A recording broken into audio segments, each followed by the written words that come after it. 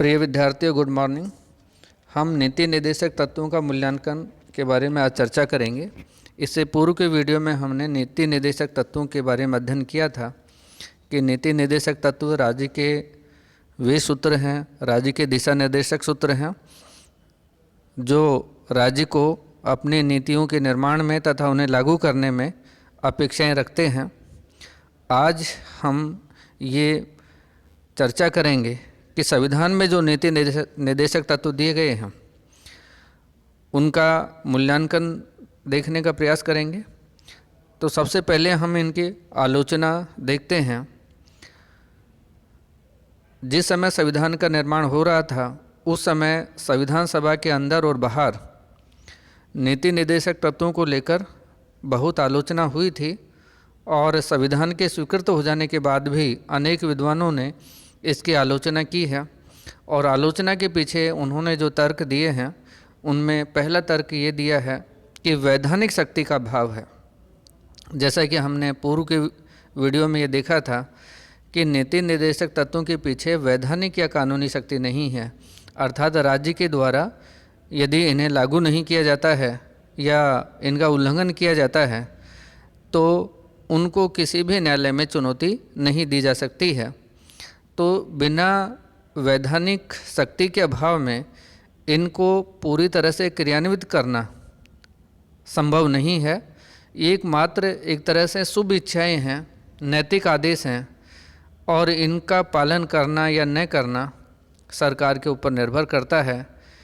और इसी आधार पर संविधान सभा के कुछ सदस्यों ने, जिनमें प्रोफेसर के.टी. साहा थे, प्रोफेसर विहर थे आदि ने इनकी आलोचना की है कि मात्र उद्देश्यों और आकांक्षाओं का घोषणा पत्र उन्होंने इसको कहा है। दूसरी जो आलोचना की जाती है वो इस आधार पर की जाती है कि नीति निर्देशक तत्व काल्पनिक आदर्श मात्र हैं।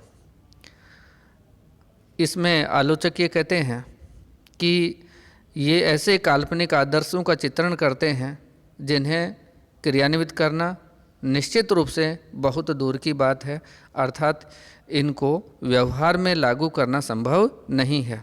सैद्धांतिक दृष्टि से तो बहुत अच्छे दिखाई देते हैं ये, और इनकी जो सैद्धांतिक रूपरेखा है वो इतनी अच्छी है, लेकिन व्यवहारिक धरातल पर इनको उतार पाना, इन्हें लागू करना, इनको क्रियान्वित करना बहुत कठिन है, बहुत दूर की बात है। इस आधार पर इसकी आलोचना की जाती है। तीसरी आलोचना की जाती है एक संप्रभुता संपन्न राज्य में अप्राकृतिक है। एक जो संप्रभुता राज्य होता है उसमें इस प्रकार के सिद्धांतों को लागू करना, ग्रहण करना अप्राकृतिक जैसा लगता है, क्योंकि एक उच्च सत्ता अधीनस्थ सत्ता को आदेश दे सकती है, लेकिन एक संप्रभुता संपन्न राज्य को आदेश दिया जाए ये नितांत अस्वाभाविक जान पड़ता है। विधिवेताओं की दृष्टि में संप्रभुता संपन्न राज्य को इस प्रकार के आदेशों का कोई औचित्य नहीं है, क्योंकि राज्य एक संप्रभुता संपन्न इकाई है और उस संप्रभुता संपन्न इकाई को किसी अन्य इकाई के द्वारा या जिन्हें हम नीति निर्देशक तत्व कहें कि वो आदेश दें कि आप ऐसे नियम और कानून बनाएं, ये संभव नहीं है। तो एक तरह से अप्राकृतिक प्रतीत होते हैं। चौथी आलोचना इनके आधार पर की जाती है कि संवैधानिक गतिरोध उत्पन्न होने की आशंका। जो विधिवेता थे उन्होंने ये आशंका व्यक्त की थी कि इनको लागू करने से संवैधानिक द्वंद्व और गतिरोध पैदा हो सकता है। इस संबंध में संविधान सभा में श्री संथानम ने भय प्रकट किया था और कहा था कि निर्देशक तत्वों के कारण राष्ट्रपति तथा प्रधानमंत्री अथवा राज्यपाल और मुख्यमंत्री के बीच मतभेद पैदा हो सकता है। यदि शासक निर्देशक तत्वों के विरुद्ध व्यवस्थापिका कोई विधेयक स्वीकृत करवा लेता है तो राष्ट्रपति या राज्यपाल इस आधार पर विधेयक को अस्वीकृत कर सकता है कि वे शासन के मूलभूत सिद्धांत निर्देशक तत्वों के विरुद्ध हैं।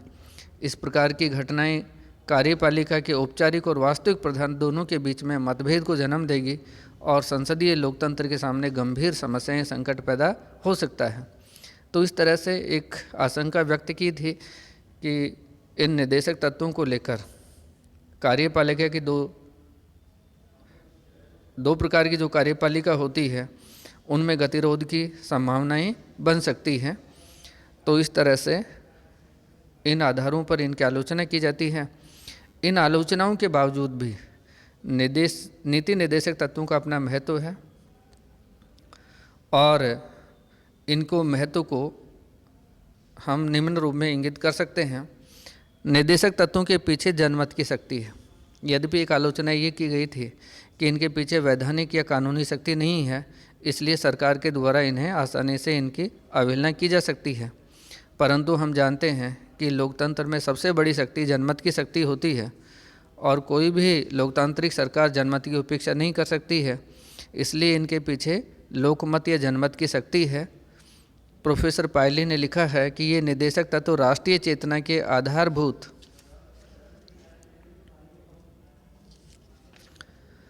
स्तर का निर्माण करते हैं और जिनके द्वारा इन तत्वों का उल्लंघन किया जाता है वे ऐसा कार्य उत्तरदायित्व की स्थिति से अलग होने की जोखिम पर ही कर सकते हैं।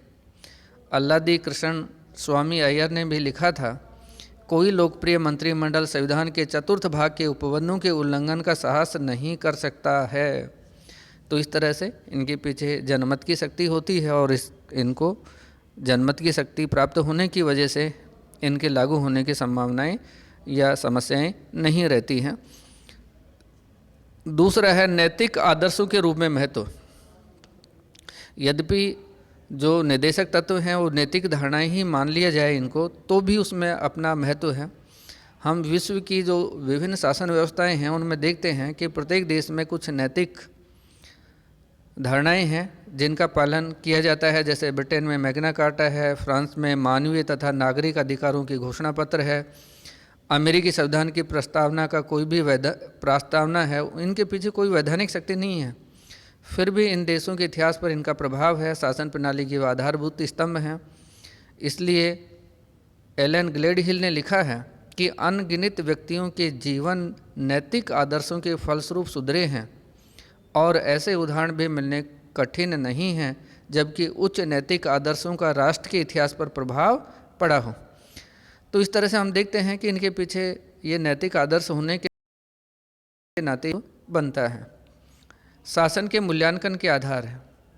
नीति निर्देशक तत्वों द्वारा जनता को शासन की सफलता असफलता जांचने का एक अवसर प्रदान करते हैं। शासक दल के द्वारा अपने मतदाताओं को निर्देशक सिद्धांतों के संदर्भ में अपनी सफलताएं बतानी होंगी और शासन शक्ति पर अधिकार करने के इच्छुक राजनीतिक दलों को इन तत्वों को क्रियान्वित करने की अपनी तत्परता उत्साह दिखाना होगा। तो कहने का मतलब ये है कि ये एक तरह से वो आधार हैं जिनके आधार पर सरकार का मूल्यांकन किया जा सकता है कि कौन सी सरकार सही है और कौन सी सरकार गलत है, कौन सी सरकार निर्देशक तत्वों का पालन कर रही है और कौन सी नहीं पालन कर रही है। तो इस आधार पर जनता शासन का मूल्यांकन कर सकती है और समझ सकती है कि वो शासन जनता के हित में कितना है। सामाजिक आर्थिक क्रांति के साधन। यदि हम देखते हैं कि जिस समय भारत आज़ाद हुआ था उस समय भारत की स्थिति बहुत अधिक अच्छी नहीं थी। इन नीति निर्देशक तत्वों के माध्यम से ही सामाजिक आर्थिक स्थिति को सुधारने का प्रयास किया गया है और ये शासन को एक मार्गदर्शक सिद्धांत देते हैं, मार्गदर्शन करते हैं कि उन्हें किस तरह से और किस प्रकार से आगे बढ़ना है, सामाजिक और आर्थिक सुधारों को लाना है। तो इस तरह से हम इनको सामाजिक आर्थिक क्रांति के साधन या सूत्र कह सकते हैं।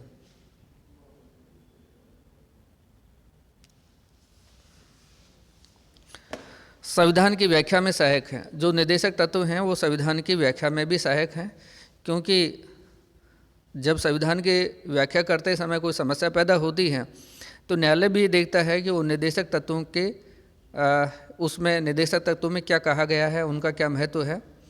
जैसे MC शीतलवाड़ ने कहा था कि राज्य के इन मूलभूत सिद्धांतों को वैधानिक प्रभाव प्राप्त न होते हुए भी उनके द्वारा न्यायालयों के लिए उपयोगी प्रकाश स्तंभ का कार्य किया जाता है। कार्यपालिका प्रधान इनका दुरुपयोग नहीं कर सकता है। इनका एक महत्व ये है कि संविधान सभा के सदस्यों और संविधानवेताओं ने यह प्रकट किया था कि राष्ट्रपति या राज्यपाल इस आधार पर किसी विधेयक पर अपनी सहमति देने से इनकार कर सकता है कि वो निर्देशक तत्वों के प्रतिकूल है। लेकिन व्यवहार में ऐसी घटनाओं की संभावना बहुत कम है, क्योंकि संसदीय व्यवस्था में जो नाममात्र का कार्यपालिका प्रधान होता है वो अपने विधानमंडल और मंत्रिपरिषद द्वारा पारित विधेयक को अस्वीकृत करने का दुस्साहस नहीं कर सकता है। अम्बेडकर के शब्दों में हम कह सकते हैं, विधायिका द्वारा पारित विधि को अस्वीकृत करने के लिए राष्ट्रपति या राज्यपाल निदेशक तत्वों का प्रयोग नहीं कर सकते हैं। तो इस तरह से ये जो आशंका व्यक्त की थी कि कार्यपालिका प्रधान इनका दुरुपयोग कर सकता है, वो निराधार है। तो इस तरह से हमने नीति निर्देशक तत्वों की आलोचना और महत्व के बारे में पढ़ा है। यद्यपि इनके पीछे वैधानिक शक्ति नहीं है, लेकिन इनके पीछे जनमत की शक्ति है। ये शासन के प्रकाश स्तंभ हैं, सरकार को एक दिशा निर्देश देते हैं कि वो किस दिशा में और उनको कैसे कार्य करना है। इससे भारत में एक जो लोक कल्याणकारी राज्य है, उस दिशा में भारत को अग्रसर होने का मौका या अवसर मिला है। तो निश्चित रूप से जो निदेशक तत्व हैं वो भारतीय शासन के आधारभूत स्तंभ कहे जा सकते हैं।